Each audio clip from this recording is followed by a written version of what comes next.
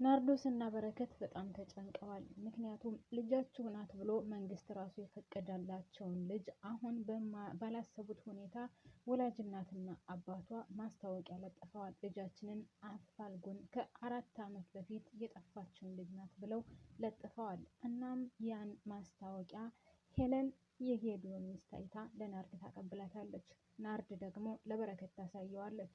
በረከት ያን ማስታወቂያ ሲያይ በጣም ነበር የጨነቀው፣ በጣም ነበር የገረመው። እናም ቆይ እኔ አልገባኝም፣ ይህ ነገር ምንድን ነው ማድረግ ያለብን እያለ ሲል እኔ ራሱ ግራ ገብቶኛል። ቆይ አሁን የእውነት የስስቴ እናትና አባት እኮ እየፈለጓት ነው፣ የእውነት ግን እውነት ነው ስትል ናርዶስ፣ በረከት ደግሞ ቆይ ምንድን ነው ማድረግ ያለብን? ወዴት ነው መሄድ አለብን? ምንድን ነው ማድረግ ያለብን? የዚች ልጅ ነገር ግን መጨረሻው ምንድን ነው የሚሆነው እያለ በጣም ተጨንቋል። ሰላም ጤና ይስጥልኝ ውድና የተከበራችሁ ቻናል ቤተሰቦች በያላችሁበት ሰላማችሁ ይብዛልኝ። እንኳን ደህና መጣችሁ። ለዚህ ቻናል አዲስ ሆናችሁ ላይክ፣ ሼር፣ ሰብስክራይብ ማድረጋችሁን አትርሱ። ቤተሰብ ፕሊስ ላይክ አድርጉ ማለት ነው። ምክንያቱም ላይክ በጣም ወሳኝ ስለሆነ ላይክ ማድረጋችሁን አትርሱ። እናም አመሰግናለሁ። ከዛም በረከት በጣም ተቻኩሎ ስለነበረ ናርድ ቁርስ አቀራርቧ እየጠበቀችው በረከት እየተቻኮለ መጣና ናርድዬ ጠበቃው ስለሚፈልገኝ ነው መሄድ አለብኝ፣ ስለዚህ ልሄድ ነው ይላታል። እሷም እና ምን አሰብክ ታዲያ ስትለው በቃ ፖሊስ እንደውም ይሄ ገጀራው እያስፈራረኝም ስለነበረ ሁላቸውንም እኔ አስቀፈድዳቸዋለሁ፣ ያችን ብትሆን ትያዛለች፣ ስለዚህ ምንም ነገር አታስቢ፣ እኔ ግን መሄድ አለብኝ ብሎ ይወጣል በረከት ቁርስ እንኳን ሳይበላ። ከዛም ለናርዲ ደስ የሚለው ነገር ልጅቷን የሆነች ልጅ አግኝታት መንገድ ላይ ወድቃ ስላገኘቻት ማታ፣ ከዛም ከራሷ ጋር አሳድራ ለናርድ ትደውልላታለች። ለናርድ ደውላም እኔ ልጅሽን ይዤልሽ እመጣለሁ፣ ያለሽበትን ቦታ ብቻ ንገሪኝ ትላታለች። ናርድም የህፃኗን የስስቴን ድምፅ ስትሰማ በጣም ነበር የተጨነቀችው። ስስቴ አንቺ ግን በህይወት አለሽ? ስስቴ በህይወት ግን አለሽ? ደህና ነሽልኝ? እንዴት ነሽልኝ? እያለች በጣም ተጨንቃ ነበር። እናም የስልኩን ባለቤት እስኪ ስጫት፣ ስልኩን ለስልኳ ባለቤት ስጭልኝ እስኪ ላናግራት ትላታለች። የስልኳ ባለቤትም እሷን ስታናግራት በቃ አትጨነቂ፣ እኔ ልጅሽን ይዤልሽ እመጣለሁ ትላታለች። እዚህ ላይ ግን ያልገባኝ ነገር ቤተሰብ እንደ ስልኳን ያገኘችው ነው። ምክንያቱም ይቺ አሁን ስስቴን ያገኘቻት ልጅ የቤት ሰራተኛ ናት። እናስ የቤት ሰራተኛ ሆና እንዴት ነው ይች ልጅ ህፃን ልጅ ናት፣ የናርዶስን ስልክ በድምጿ ማለት በቃሉ አታውቀውም፣ እንዴት ልታውቀው ቻለች? እኔ እውነት ለመናገር አሁን የመጣችውን ሰራተኛ ራሱ አላመንኳትም። ምክንያቱም ስታዩት ላይክ እንደ በፊቷ እንደ ሳቤላ ናት። ሳቤላም እኔ የቤት ሰራተኛ ነኝ ተያዣለኝ እያለች መጥታ ነው ልጅቷን ሰርቃት የሄደችው። ለማንኛውም ስስትን አምጥታታለች። የሚቀጥለውን የምናየው ይሆናል። ስስትን ይዛት መጥታለች። እናም በጣም ርቧት ስለነበረ ናርድ ምግብ አቅርባላት እየበላች፣ በሌላ በኩል በረከት ሊወጣ ሲል ወደዛ ወደ ፍርድ ቤት ማለት ወደ ህግ ባለሙያዎች ጋር ሊሄድ ሲወጣ ምንድነው ስሙ ነበረ ስሙ ገጀራውን ከበረከት መኪና ላይ ቆሞ ያገኘዋል። እናም አንተ ሰውዬ በቃ አትፈታኝም ማለት ነው? አትሆኝም ማለት ነው? ዞር በልኝ ከመኪና ሲለው፣ ይህም ገጀራው ተብዬው ግለሰብም በረከት ለአንተ ይጠቅመሃል፣ ብናወራ ነው የሚሻለው፣ ይልቁንስ አስቸኳይ ጉዳይ አለኝ፣ ስለዚህ ከአንተ ጋር ማውራት አለብኝ ሲለው፣ እኔ ከአንተ ጋር በፍጹም የማወራበት ምንም አይነት ምክንያት የለኝም፣ ስለዚህ ዞር በልልኝ፣ እኔና እናንተ የምንገናኘው እዛው ህግ ቦታ ላይ ነው። እናንተ ግን ምን አይነት ሰዎች ናቸው? ምን አይነት አረመኔና ጨካኝ ናቸው? እባካችሁን ተውን እንኑርበት ሲለው፣ በረከት ለእናንተ ብዬ ነው፣ ይጠቅማችኋል፣ ይልቁንስ ብታዋራኝ ይሻልሃል፣ የሚጠቅምህ ጉዳይ ነው እያለው፣ በረከት ግን ዞር በልልኝ ብሎ መኪናውን ከፍቶ ትቶት ይሄዳል። እሱም ተመልሶ እስር ቤት መግባቱን ስለማይፈልግ ማለት ገጀራው ተመልሶ እስር ቤት መግባቱን ስለማይፈልግ ከገባም ደግሞ ድጋሚ እንደማይወጣ ስለሚያውቀው በረከትን ስለጠቆመበትና ማለት ስለከሰሰው እሱ ስላመለከተበት ይህን ነገር እሱ በራሱ መንገድ መፍታት ይፈልጋል። እናም አሁን ስስትን ያመጣቻትና ናርዶስ ቁጭ ብለው እያወሩ ነው። ናርዶስ ልጅቷን እቅፍ አድርጋ 30 ጊዜ ትስማታለች፣ አላመነችም። እናም ሰራተኛዋም ስለ ወንዶች በጣም ብዙ ነገር ትናገራለች። መልኬ ቆንጆ ስለሆነ በጣም ወንዶች ያሰቃዩኛል፣ በየሄድኩበት በጣም ነው ከሚገባው በላይ የሚያሰቃዩኝ፣ የሚከታተሉኝ፣ ለመድፈር የሚሞክሩት እያለች ብቻ ስለ ወንዶች ጥሩ ነገር አታወራም። ስለተፈጠረው ነገር ሁሉ ለናርዶስ ትነግራታለች ስላሳለፈችው ጊዜ። እናም መጨረሻ ላይም ወንደላጤ ቤት ገብታ ስለነበረ የወንደላጤ ከተኛችበት ራቁቱን እንደመጣባትና ከዛ ብላ ጮኻ በሌሊት ከዛ ቤት እንደወጣች አፏን አፍኗት እንደነበረ ከዛም በስንት መከራ ከሷ ወጥታ በሌሊት እንደወጣች ሌሊት ላይ ወጥታ መንገድ ላይ እየሄደች እያለ ስስቴን መንገድ ላይ እንዳገኘቻት የሆነ ቦታ ላይ ጥግ ላይ ተቀምጣ መንገድ ላይ እንዳገኘቻት ትነግራታለች ለናርዶስ። ናርዶስም ፍዝዝ ብላ ነበረ ስትሰማት የነበረው። እናም በጣም በሚገርም ሁኔታ ናርዶስ እንደዚህ ፍዝዝ ብላ እየሰመቻት እያለ በጣም ብዙ ነገር እንደነገረቻት፣ በነገራችን ላይ ከሀገር ቤት አምልጣ የመጣችበትን ወንዶች በጣም እያስቸግሯት እንደነበረ እና ጓደኛዋ እሷ ስለማትፈልገው አልፈልገም ስላለችው በእሱ ጓደኛ ሊያስደፍራት እንደነበረ ትነግራታለች። ናርዶስ ግን አንዳንድ ጊዜ ጅል ትመስለኛለች። ቆይ ምን ሊያደርግ መጣ? ምን ሊያደርግሽ ነው? ምናምን ትላታለች። እንግዲህ አስባችሁታል? ወንድ ልጅ ከሴት ልጅ ጋር ራቁቱን መጣ ምን ሊያደርግ ነው? ልገል ለማንኛውም ናርዶስ እንደዛ ዝም ብላ ፍዝዝ ብላ ትሰማታለች። እናም አዲስ የመጣችው ሰራተኛዋ እኔ እምልሽ ናርዲ አንቺ ቆንጆ ነሽ ሳይሽ እና በቁንጅናሽ ብዙ ጊዜ አልተሰቃየሽም? እኔ ሁል ጊዜ ጸሎት አድርጋለሁ ቁንጅና የበቀነሰልኝ ብዬ በጣም ነው የተሰቃየሁት እያለች ትነግራታለች። እናም ልጃችሁን እኔ እንኳንም ሌላ ሰው ሳያገኛት አመጣሁላችሁ። ምክንያቱም እዛ አካባቢ ያሉ ሰዎች እንደ ሴት መሆኗን እንጂ ትልቅ ናት ትንሽ ናት አይሉም። ፈጣሪ የተመሰገነ ይሁን እንኳንም እኔ ያገኘሁላችሁ።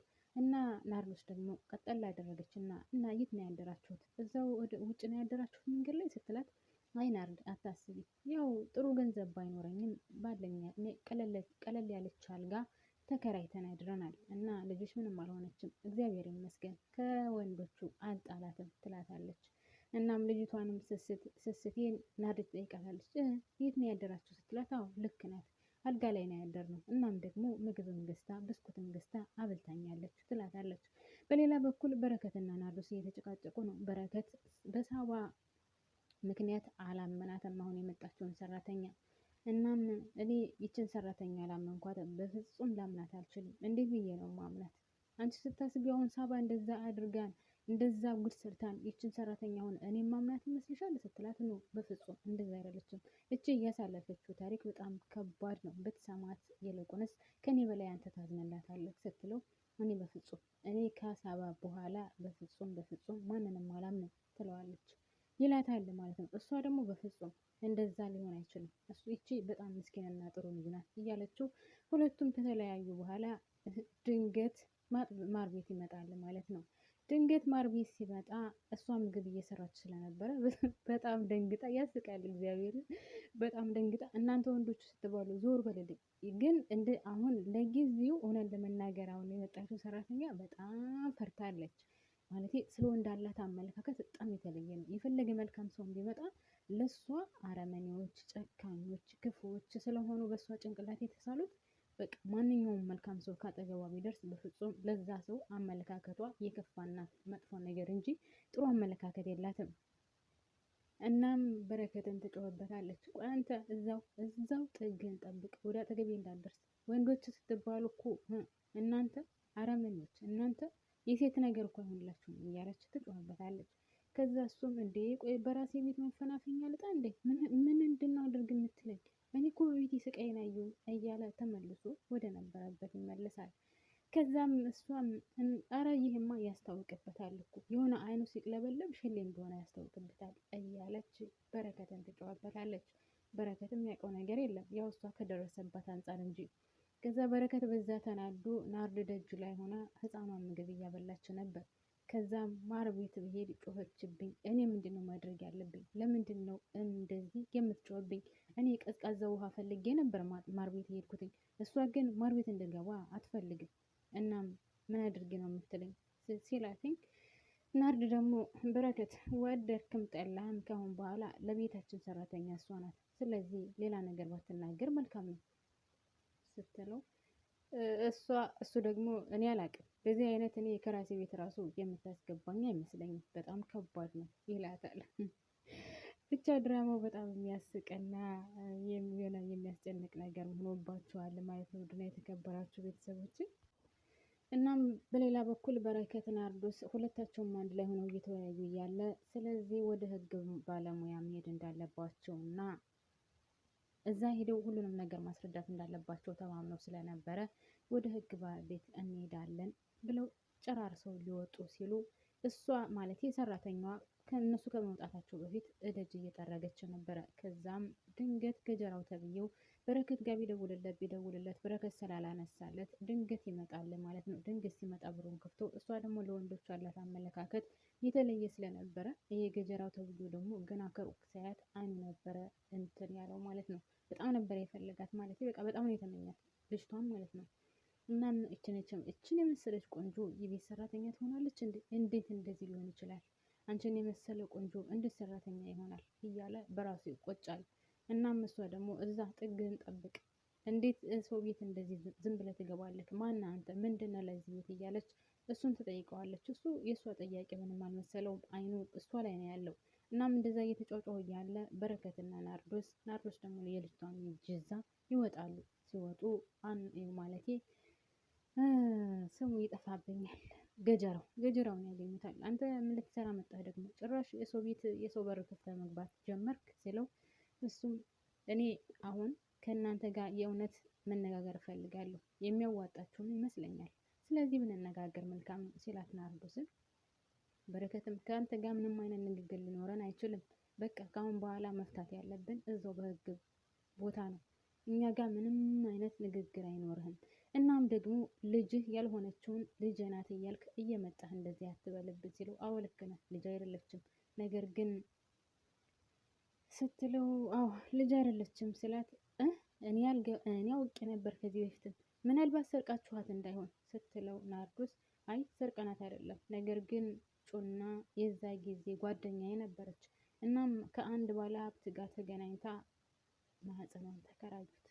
ከዛም እነሱ ጥሩ ገንዘብ ስለሰጧትኝ የዛ ጊዜ እኔም ተቀበልኩ። እኔ ነኝ አንደኛ የፈረምኩት፣ እኔ ፈርሜ ከዛ ሰው ወደ ህንድ ሀገር ስትሄድ ግማሹን ገንዘብ ለእኔ ሰጥታኛለች። እናም እኔ ፈርሜበት ነው የገባ ነው። እናም እሷ ደግሞ ህንድ ሀገር ሄዳ ከወለደች በኋላ እዛ ከማለቴ ከህፃኖቹ እናትና አባት ቤት ሆና ልጅቷ እስከምትለማመድ ድረስ እዛ ቆየች። ከዛ በኋላ ወደ ቤት ተመለሰች። እኔ የሆነ ትልቅዬ ፎልግስ ሰርቼ ስለነበረ ማለት ወንጀል ሰርቼ ስለነበረ ከዛ እስር ቤት ገባሁኝ። እሷም አሁን እንደዚህ ሆና አገኘዋት። ስለዚህ ልጅቷ የእሷ አይደለችም። ከዛ ቤት በነገራችን ላይ ከሳባ ጋር የምትተዋወቀው አሁን አይደለም። ሳባ ማለት ከድሮ ጀምሮ ጓደኛዋ ናት። ከነዛ ከባለ ሀብቶቹ ወይም ከህፃኗ እናትና አባት ቤት እየሰራች እንደሞግዚት ሆና እሷ ናት ልጅቷን ሰርቃ ያመጣችላት። አሁንም በድጋሚ ከእናንተ ቤት የሰረቀችው እሷ ናት። ስለዚህ የሚያዋጣቸውን ነገር ነው የምነግራችሁ። አሁን ብር ስጡኝና እኔ ወደ ውጭ ሀገር መሄድ እፈልጋለሁ። ቢያንስ 500,000 ብር ስጡኝና እኔ ወደ ውጭ ሀገር ልሄድ። ከዛ በኋላ የእናንተን ነገር ሁሉም ነገር ይዘጋዋል። ምክንያቱም ጩናም ካሁን በኋላ እስር ቤት አትወጣ። ጩና ደግሞ ይሄን ነገር አውቃ ብትናገር የሚፈጠውን ነገር ታውቃላችሁ ሲላቸው እነሱን ጭንቀት ውስጥ ያስገባቸዋል ማለት ነው። ምክንያቱም የህፃኗ እናትና አባት ከዚህ በፊት ተከራይተው ማህፀኗን እንደወለደች እና እሷ እንዳሰረቀች ከእናንተ ቤትም እሷ እንዳሰረቀች ብቻ ሁሉንም ነገር ዝርዝር አድርጎ ለእያንዳንዱ ሲነግራቸው በጣም ነበር የተገረሙት። እናም ናርዶስም በጣም ደንግጣ ቆይ ግን አንተ እውነታውን ነው እየነገርከን ያለው ስትለው አዎ በትክክል ነው እውነታውን እየነገርኳቸው ያለው እና ስስት ማለት የተወለደችው በኪራይ ማህፀን ነው ማለት ነው ሲለው አዎ እንደዛ ነው የተወለደችው ብሎ እውነታውን ያስረዳቸዋል። ከዛም 500,000 ብር እንዲሰጡትና እሱ ወደ ሀገር ውጭ እንዲወጣ ይጠይቃቸዋል። እነሱ ደግሞ 500,000 ብር አስባችሁታል። ከዛ በፊት ያንን ያክል ከፍሎ ነው ያመጣት። አሁን ደግሞ ይሄ 500,000 ብር ሲጠይቃቸው በረከት ያብዳል። እኔ በፍጹም ይሄን ገንዘብ አልሰጠም የለኝም ሲላቸው እንግዲያውስ እንደዛ ከሆነ የህፃኗ ወላጅናትና አባቷ እንኳን አይደለም አንዲት ስስቴን 1,000 ልጅ ማሳደግ ይችላሉ። ስለዚህ ይህን ነገር ሂጅ በነገራቸው የሚፈጠረውን ነገር እናንተ ታውቃላችሁ ብሎ ያስጠነቅቃቸዋል። በረከት ደግሞ ይችን ልጅ ያገኘናት በህጋዊ መንገድና መንግስትን የሰጠን፣ ስለዚህ ምንም ነገር ቢፈጠር ሊቀማን አይችልም ይላታል። ለማንኛውም ውድና የተከበራችሁ ቤተሰቦቼ ድራማው የሆነ ውስብስብ የወጣ ነው። ሰውየውም እንደዛ አስጠንቅቋቸው ወጥቷል ማለት ነው። ማለት ይሄው ገጀራው ተብዬው ግለሰብ እንደዛ አስጠንቅቋቸው ወጥቷል። የሚገርማቸው ነገር ምግብ እንኳን ቀርቦለት አበላሉ ሲያስፈራ፣ በኢየሱስ ስም በጣም የሚያስፈራ አበላሉ። እና ወዶች ነው የተከበራችሁ ቤተሰቦቼ እንግዲህ ድራማው በትካዜ እና በሀዘን ላይ ነው ያለቀው እላችኋለሁ። እኔም እዚህ ላይ አበቃለሁ። አመሰግናለሁ እስካሁን አብራችሁን ስለቆያችሁ። ላይክ ያላደረጋችሁ ካላችሁ ላይክ አድርጉ። ቴንኪው ሶ ማች። አመሰግናለሁ።